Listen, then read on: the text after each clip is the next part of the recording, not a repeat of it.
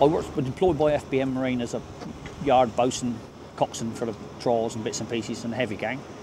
Had a small dispute one day, walked out. A friend of mine rang me up and said, what am I going to do next?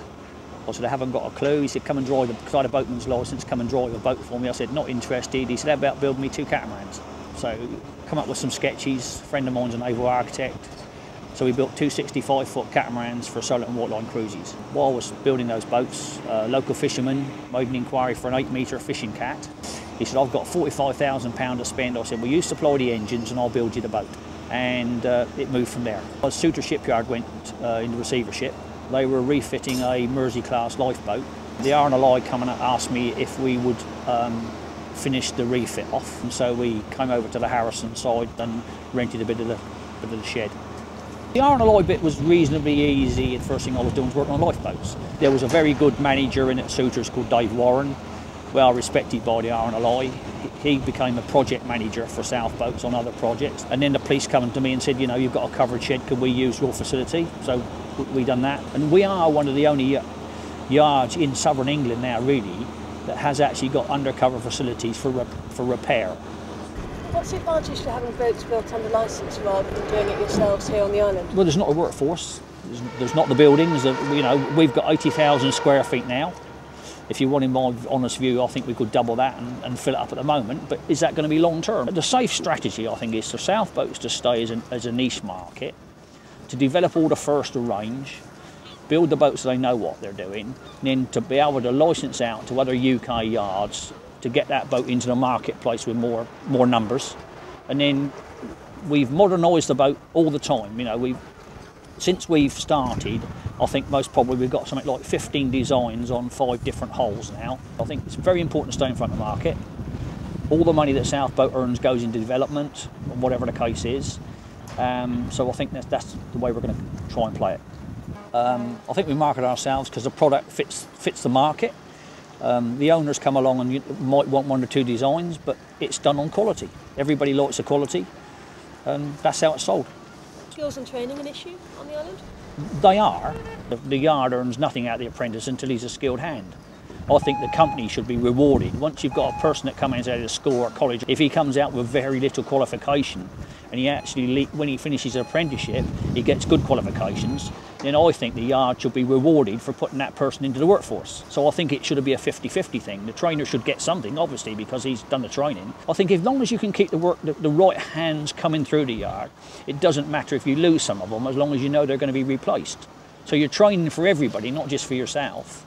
So we've had apprentices ever since I started my company. We run the training with oil and group training, right? But we've got our own apprentice supervisors. They go to college either at Southampton City College or to college on the Isle of Wight. We've had a welding course going. There's some of the people who are actually employed now by a company that we subcontract work to. The company that I own a share of in Newport has also got some of those employees. I think filling the gap with training is a difficult one. Hands-on takes quite a long time to go through. So I think if you look up and say to me, when does the apprentice become a skilled man? It is not 5 years after he's done his apprenticeship, it's most probably another 5 years after that. You've got to teach them certain aspects of the job that you know you want done and make the person pay for himself after he's been with you for 6 months. Really, we haven't targeted any markets. What happened is we come along and we got some UK people interested, and somebody sees the boat out there, you get somebody else interested. The Swedish boys was one of our early customers, and they're good customers to us, but we can't actually keep up with what we've actually got to produce for the UK market at the moment. So if we did go for the export market in a bigger way, I think what we'd have to do is try and license it out to companies to try and meet that market. I don't think South Boats could meet that market at the moment. Export markets is a funny thing, really, because we've now built boats to class. We've gone for DMV because they've got quite a lot of experience in small, light aluminium craft. But the rules are not overall the same. It's not easy to build one boat and say that it can fit any market. UK has got a very good thing for small vessels, up to about 20 metres. You've got MCA 60-mile code, which is quite easy to interpret. But with the Germans, with the Danish, with the Belgians, it's more difficult. We do feel constrained by EU directives because they're not all the same. You think we're supposed to be one big nation or one big export market, and it's not. It's just not true. What would you say are the particular challenges facing boat builders on the island? Well, we just stick to the commercial market. The private market for fast luxury boats, big engines, lots of fuel, is died quite severely. The yachting market, I think, is still quite good. On the island, it's premises. A retail shop pays big money for its square metres, and there's not that profit in a boat. So maybe there's big profits in motor yachts, but we work on about 6% profit margin. So when you want to start paying rents and people want, say, £15 a square foot, or whatever the case is, it's just not possible. There would be no industry if that was the case. We are in negotiation with CEDA and the Isle of Wight Council about trying to expand the company, but then it's going to take £10 million, so South Boats will have to find £10 million. When you do something, you've got to put your heart and soul to it. I wouldn't say you've got to identify your market. You've got to find a product that will fit the market if you alter it or tailor it to the market. When we've tailored this boat to the market because it was an aluminium hull that worked as a survey boat, very successful hull, and then we redesigned the superstructures, the engine room layout. It's a plain, simple boat in a lot of respect. You've got 2 engines, 2 engine rooms hatched to get your engines out. You've got 2 water jet units, you've got 2 hatches to get your water jet units out.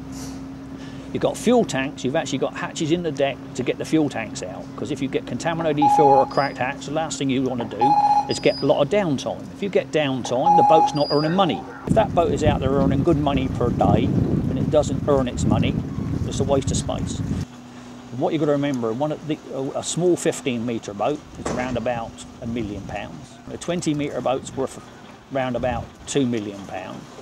And can you afford to carry a spare doing nothing? You can't. So it's a case of having the boat, having all the bits in it, carrying the spares that you need to carry, and being able to repair it easily. When we get the wind farms on the south coast, I was asked the other day at a meeting if I thought the Isle of Wight could be the hub of construction and building.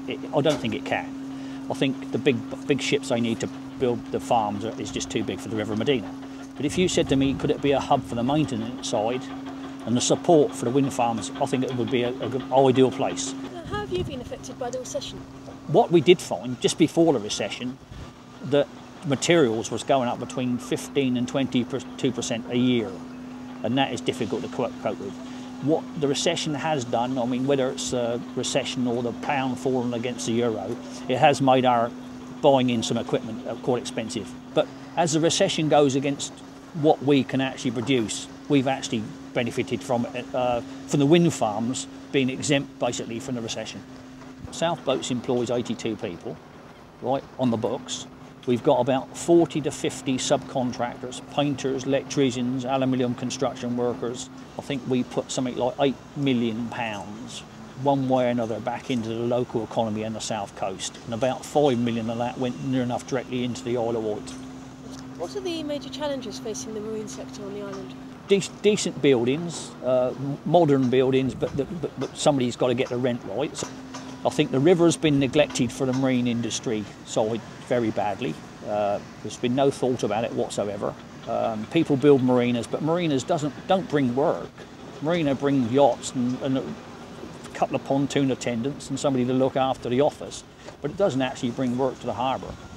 You've got to have a bit of everything, innit? You can't keep building holiday homes and nobody lives in them. Hands-on people that earn money. If you're going to build a hotel, most of the hotels pay the minimum wage and maybe a bit more, right? But if you've got a man who works with his hands, right, can earn good money, right? You've got supervisors here on 30,000 a year. You've got managers on more money. You put more money into the local area, and that's what it's all about. You know, people, you've got to earn things. You can't keep recycling the same penny. You've got to bring in new pennies, and the only way to bring in new pennies is to build a product.